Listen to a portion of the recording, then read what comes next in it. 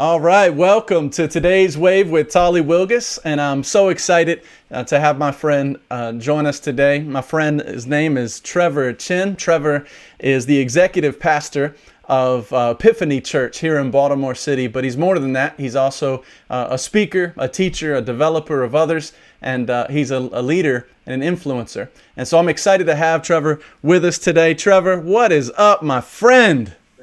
Man, what's going, man? I need to steal that little intro clip you just did. That was a great intro, man. I appreciate Absolutely. that. You throw that check in the mail, bro. I'll do it all the time. Put it as your wife's ringtone. You know what I'm saying? Exactly. Every time somebody calls Trevor Chin, speaker, teacher, bam, I like that. That's what's up, man. Well, Trev, I'm glad to have you on the show today because you had posted something that about the environment that you were creating that really, man, it resonated to me because I agree with it 100%. And so I was like, man, I want people to hear this because we got people that'll be watching and maybe they're working from home. We got people that are certainly in the ministry like you and I are. But there's all kinds of people right now that have to set up these new environments right where they are. And you kind of put a flag down in a post recently, and you basically just said, you got to own that. You got to create your space and own your space. And so I was like, man, let's get them on here and let's put to bed some of the myths that are out there on why people can't do that. So first of all, just go ahead and start off by letting our audience know kind of who you are, where you're coming from, and kind of what's going on in Trev's world these days. Man. Whew. not much as how it used to be. But man, I'm a pastor, church planner, executive pastor at a church down right here in the city. And a lot of things that we do are in-person meetings, different counseling sessions. The biggest thing right now is Sunday morning. And with March 15th or March 13th, kind of getting the phone call that we couldn't be at our normal meeting space that we meet. I said, man, we got to get creative. And so March 15th was like, all right, well, let's just figure it out. And then let's continue to kind of build and learn from mistakes and learn from issues. And one of the big things that I felt early on was like, all right, well, when this is over, we'll just bounce back. Let's just figure out a filler right now. Let's just figure out what we can do for the time being. And as the news continued to remind us that we might be here for much longer, it was like, you know what? Let's take 24 hours to mourn the loss of what was. I even talked to my wife about it. Like, let's mourn the loss of. Listen, life is going to look different. It's going to be different. And then after we mourn that loss, John Maxwell talks about this in one of his books. Like, after you mourn that loss, now it's time to lead. Now it's time to build. Now it's time to create. Now it's time to move forward. And so that was something that I really kind of believed in, leaned in, and I was done waiting for the opportunity to get back to regular life, because that might not be anymore. So that's where I'm at. That's where I'm coming from. It's just I'm not a tech savvy guy. I'm not. I would like to think that I have a level of creativity, but I'm not an extreme tech savvy guy. And I was like, you know what do we need to do to create an environment for everything being digital? If everything is moving to the phone and computers and iPads, I want to be able to create the same environments that I would as if people were coming over to the house. I mean, we clean our house for people to come over because we want them to have the best comprehensive experience when they walk through our doors. We want them to what they smell, what they see. We want to be able to invite them into a clean, comfortable place that's warm and cozy. And I think we got to do the same thing, because right now, like, we're in each other's houses, we're in each other's spaces. So we have to be able to create that same kind of comfort environment, because I care about your comprehensive experience that you have when we're on the FaceTime. That's incredible. So, I love it. Here's the deal. I heard a quote that hit me a while back, and it was everything about you says something about you. And the person was talking about, like, your car, like, not just trying to get a fancy car, but like you can have the cheapest car on the market. My first car was a 1993 Geo Metro, and I don't know if you understand about the Metro. But hey, listen, I got married by having a Metro. So you know my game was strong, Trev. You know my game was strong. I got my. You must have been able to talk now, Hey, because I'm not going for a man, ride. if I couldn't talk, I don't know if I'd have a job anywhere. But so no, I had that little Metro, and but the thing is, it's not about like whether or not you got a Metro. It's about like, all right, like you said, like, is it clean? You know, can I get in, Yeah. or I gotta move stuff? And so everything about you says something about you, how you dress, and what you choose to put on that day. Sometimes we're reactionary, and other times we're intentional. And so I just love the fact that you're intentional. I'm showing some of the pictures up from your environment that you sent over to me, and just right there, it looks like you're posted up in your living room. Tell us about what went into your decision to go ahead and I'm going to go through some of these slides here, but go through the decision making about let's go ahead and just take our living room. It is what we got, and let's turn it into something that we'd be proud to show the world. So it's my basement. I'm there right this second. And it's like I was at a conference one time, and they was like, listen, don't try to create the best church if you're at a school. Like try to make the school the flyest thing you can make it. Don't try to act like something is when it's not. Yeah. And then for me, I'm like, yo, I can't act like my living room is a Sunday morning experience. I can't. But what I can do is I can ensure that I'm going to make it the flyest, most amazing experience. I'm going to do everything in my possible power to make sure it's the flyest, most amazing experience that you'll have. So a few of those, the few that I sent you were from the 22nd, and the other few was from the 28th. But the first go round, I had a bunch of front lighting and kind of some backlighting, but I was a little bit too close to the wall. So there was some deep shadows. So I reached out to a couple friends just to kind of figure out how we could better get lighting. And man, if I can flip it, I got sheets hanging from poles down here. Yeah, I see the sheets there. You got that. It looks like, I don't know if that's Pastor Charlie there, but you put some lights behind the sheet to kind of dim it down a little bit. Yeah, so it kind of just made kind of a soft light in the entire room.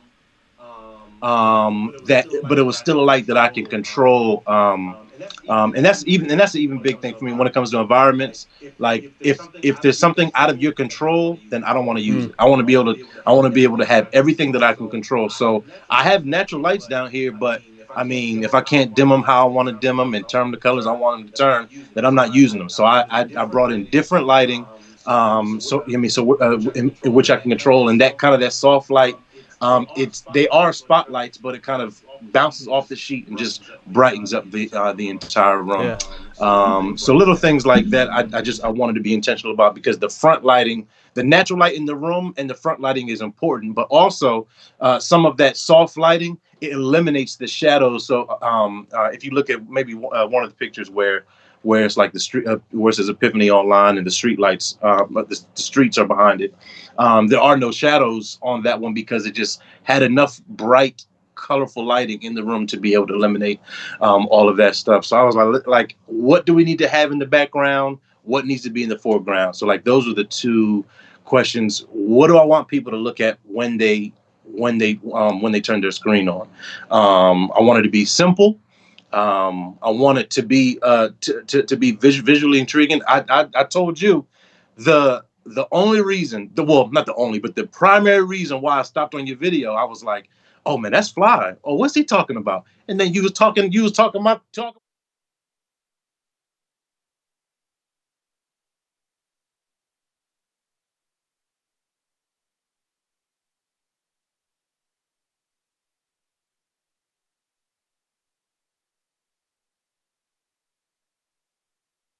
using that go live button.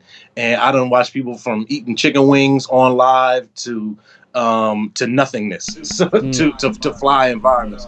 But how can we be able to stop the scroll? Because I believe that when we go live, I want you to be able to engage with this content.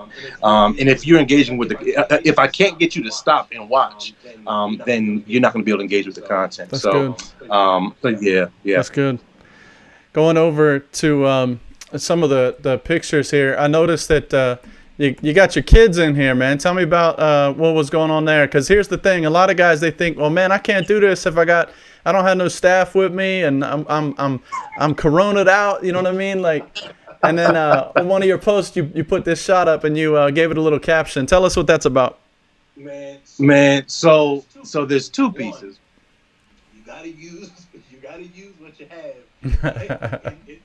in the moment. So when I was trying to kind of get this some of the ambient lighting, I was like, man, listen, I need someone to be playing keys where I would be, and someone to be singing where my wife would sing. So I brought the kids in, and it was very helpful because I was able to kind of gauge and cast the lighting and check the temperature of the room. But the other really big thing for me is we can't act like we're not going through a worldwide pandemic. That's good. Again, I'm not going to fake the funk. I'm not going to pretend like this isn't something that is not. Everyone that got kids that are home are going crazy right now. Everyone, I put my kids down for naps at the worst times, just around my meetings, just because everything is going crazy right this second. And even in recordings, I mean, with Zoom calls and recordings, I mean, if my kids ran in here, everyone would be able to relate with that. And that's another big thing with a lot of this stuff. Like, you want it to be clean, clear, but also relatable, especially with the content. Whatever you're doing, everyone can relate with your kids wanting a lot of attention. I mean, I'm literally stepping on toys and Mickey Mouse dolls right this second. You can't see them, but they're here. But I definitely wanted to be able to show, like, listen, your kids are there. Don't act like they're not. The world is going to understand if one of your kids runs behind you in a video or a Zoom call, especially if you got young kids like mine. And those hardwood floors upstairs are thin. So when they wake up, y'all gonna hear. So you hear it, huh? Yeah. Hey, so you got to work with what you got. So not everybody is doing the thing that we're doing, but you got people that are working from home and professional jobs. If you was to do this, if Trevor Chin was doing this, and you were consulting with somebody who's maybe working at a law firm or an accounting firm or something like that, and then they're about to jump on a Zoom call, what are some things that you would think about, maybe outside of all the colors and stuff that you got going on there? What would be the environment you would want it to look like? How would you present yourself? What are some tips for somebody that might be working from home from a more of a corporate kind of environment? So the first big thing that I would think through is everyone has been looking at screens for the last 3 weeks. The last thing someone else wants to do right now is just sit behind yet another computer with yet another talking head. How can you best engage with your audience? What are you wearing? Something real simple, and I didn't say this before, but I'll say it now. Like, what you wear matters. Even I'm looking at your screen, how the color of your shirt matches the background. Complete accident. Of I had no idea. You know what I mean? I might want to reuse some of my videos. So every video that I wear, I have a black t-shirt on. Because I don't want you to be able to pick and choose, like, oh, you wore that yesterday. You never know when yesterday was. That's good. Because I always got on a black t-shirt. But what they see when they're hopping on, if they're seeing crust in your eyes, if you're hopping up and you're acting like and you're not ready, you're not prepared, if the lighting is right, if you're sitting behind, if a window is sitting behind you and is extremely dark on your face and no one can see, like, you want people to be able to comfortably watch and listen and engage in what you're saying. And I'm not saying you have to have, I mean, I got lights and a spinny light back. That's not for everybody. That's for me. I want, when folk hop on a Zoom call with me, I want them to have a fun experience. I'm just waiting for the go-go to get started somewhere back there. That's all I'm looking for. Hey, listen, man. I had James Brown playing them at my last meeting, so I don't want no copyright infringement issues. but that's me. But whoever you are, um, kind of what do you want to portray? Like you said, everything about you matters. And what do you want to portray when they see you? I'm not saying pretend like you're going into a regular board meeting on Monday morning, but I am saying, do you want people to be able to engage with your stuff without it, but also show them that you care, that they took their time to hop on this Zoom call, they took their time to make sure their phone was charged or their iPads or computers, that they sat down behind the desk, that you want to make sure that they know that you care about their time, that you care about what they're going through, even through this difficult time, and that you took time and intentionality to set it up. That's like really good. Before, this is just the last thing. Like I said before, was the if I invited you over and I ain't washed dishes and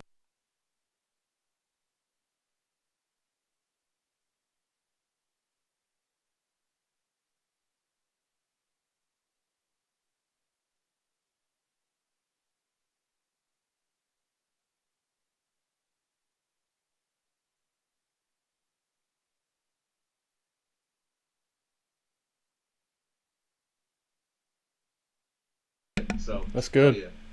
That's good. So Trev, talk to me about this. We're gonna have people watching, and they're gonna say, "All right, I get it. I need to have a better environment, and I got to think about what's around me. I want to be able to present myself well." And in doing all of that, though, for us, we might look and say, "Okay, what if I don't have the money? You know, what if I don't have the resources?" And I know from your earliest videos, you were putting it out there even before you started to add gear. And I know I've done the same thing, just try to get started and go with what you got. And then you gave some good advice earlier about not faking it at the same time. But there's guys that are basically throwing their hands up and they're basically saying, you know, I just don't have the money to throw at this thing. Can you give some guys some encouragement, some inspiration there? In terms of what happens if I don't have the resources? So I was talking to somebody yesterday actually about this, that he was like, look, I'm not trying to spend no money on, have a nice environment, a nice experience. He didn't use that language, but that's what he was looking for. And the one biggest thing that you can do, the biggest resource that you have, everything, all the shots that I sent you, all those were taken from my phone. Our Sunday morning service everything is from the phone. Your phone is the easiest way to be able to do that. If you're watching this, you most likely have a phone, unless you stuck in 2001. That's the one piece. The second piece is utilize what already comes natural, which is the sun. So utilizing natural sunlight, utilizing certain spaces and places where you live. So I was talking to him. We were on a FaceTime video, and he was sitting behind a big bay window. And on the direct opposite side of the bay window, he had a like a wood wall that was painted white. I said, listen, sit in the middle of your living room in front of that white wall, use the natural lighting, and use your phone on a tripod. If you ain't got if you're talking about you got $0, you better get a stack of books and just throw that camera up, put the phone up on the books. But use the natural lighting. But the other piece is from a step up from there. I would encourage. I understand that, I mean, we're headed into a tight time, but especially if you run businesses or anything serious, I would encourage to invest a little bit into some of the digital marketing stuff, just because right now is looking like this is going to be I had to get my environment right. You know what I mean? Everything matters. Everything matters. Look at you. Everything matters. It's looking like we're going to be here for a while. Yeah. So if we're going to be here for a while, I would encourage to do just a few small things, nothing crazy. The two biggest, cheapest options, you could do both of these for under $70.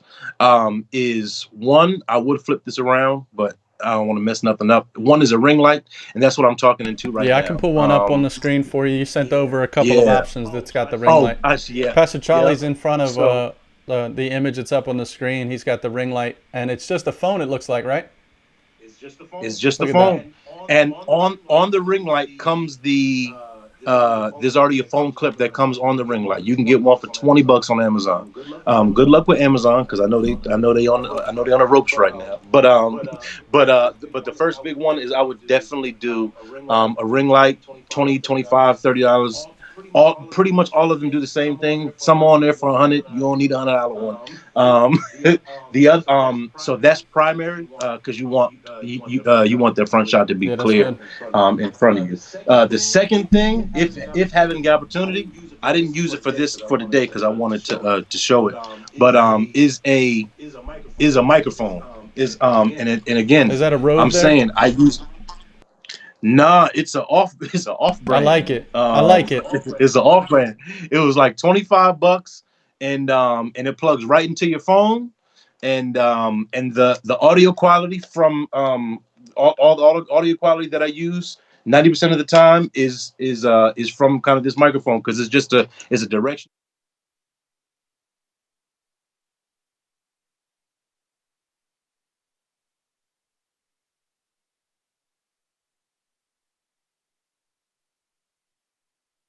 Is your TV. If you naturally already have a TV, if you have a smart TV, even go to YouTube and type in virtual backgrounds or creative backgrounds, or this right here is Baltimore City. It's like it's on YouTube, and plug the thing into your computer or streaming through. Like, use what you have. I think that there are so many things that we already have that we don't think to use for a situation like this. I've seen people be creative, even sitting in front of their bookshelves, or just create an environment, create the space that someone wants to look at, that someone cares about, and be creative and use what you have in your house. Like I showed you the sheet, that is my bed sheet from upstairs. In a second, it's gonna be time for me to change my sheets. I'm gonna need to take that sheet down. You know what I mean? But use what you have. Have in the house, and use the natural things that already come, like sunlight and window lighting, and stools instead of regular chairs, and just try to be creative. The most amazing resources, which is Google. Google and YouTube. I was going to get to that with the knowledge base, because people might listen to you. No, you're good. People might listen to you and say, hey, that's great that he's got all that knowledge and he knows what he's doing, and I'm not a creative person like that. But you had spoke about the fact that early on you didn't really have that knowledge either, right? I did not. This ring light has been in my house for a week and a half. Okay, that's good. I just got this. I just got the little microphone I showed you. But YouTube University is one of the most amazing resources. YouTube University. YouTube University. That is it. You literally can type in, and Google has gotten so smart that if you type in Google something extremely specific, like how do I crop a picture in Photoshop? What Google and YouTube have done is they'll pull up the video it's like a 20-minute long video. They'll pull up a video of whatever the question is, and they'll actually fast forward to the part that is useful for you. The minute and 30-second little clip. I'm brand new to Photoshop. I'm brand new to Final Cut Pro. I'm brand new to video editing and photo editing. And YouTube has been the best resource, especially with some. I have a short attention. If you want to talk to me about everything under the sun, I'm not interested. I need to know how to get the fastest direction to the location the fastest way I can. So YouTube University is the best thing. The other piece is Google Images, and Pinterest. Backsplashes. You can Google backsplashes, or how to create like a wood wall for videos. I mean, there's so much you could do, but Pinterest and Google has so many pictures that you can kind of just slide through. Because that's the other big thing you even said early on. Who are you, and what do you want to show? What do you want to portray? Because that's when you're your most authentic self. That's where creativity can really flourish. Hey, look, man, I got this video pulled up here, and when I call your name is on, you guys are on YouTube. You're jamming out. You're going crazy. You're going after it. Yeah, let's go. Let's go. We ain't in no living room. It's the Baltimore Arena. Your wife has a beautiful voice. Look at you. She does, man. She makes me better, Doc. She makes me better. That's so good. And then just giving people a sample of what it looks like in in the YouTube setting, and they can find you guys. They can find y'all at Epiphany, Epiphany Church, right? And I went to your YouTube page there, and I'm sorry, your Facebook page, and right there, okay. Epiphany Church, Baltimore. So if you're local and you don't have a church home, these guys would love to have you, and right over there near Morgan, and so it'd be great for you to be there. And then also, Trev, I want to close out with just giving people some contact. Now, listen, I'm telling you, you're a beautiful man, but you've changed since these pictures, man. We're gonna go in there and update some of these. We do gotta look at you. You did the 75 hard before it was popular. Like you killed the game. You killed the game. Pastor Charlie was following your plan, but. All right, on that website, people can get a hold of you for booking and the types of things that you're into, digital marketing, music, teaching, all of that. If you want to have Trev come out and be able to connect with you and look at your screen. Now, listen, it's going to have to be after this coronavirus is over. Absolutely, I ain't going nowhere but right now. I bet if somebody wanted to consult with you via video, like you was doing with your friend, that could happen, right? Absolutely. You can go right over to trevorchin.com and click booking for marketing design resources. I believe that everyone has a purpose, and I want to help you showcase that to the world. So I love that. That's my passion. But yeah, terrific. Love it. Listen, man, I'm so thankful that you're on here today, and I'm thankful that you would come on and share your knowledge with us. And I'm looking forward to reach out to this man if you're out there and you need some help setting up your environment. I don't care if it's a Zoom call and you're working for an accountant, or if you're a church situation or whatever it is. We're all having to learn this together, and having people like Trev on your side will go a long, long way. So Trev, thanks again for joining us. I love you, my brother. I appreciate you spending some time with us today. Appreciate you, man. All right.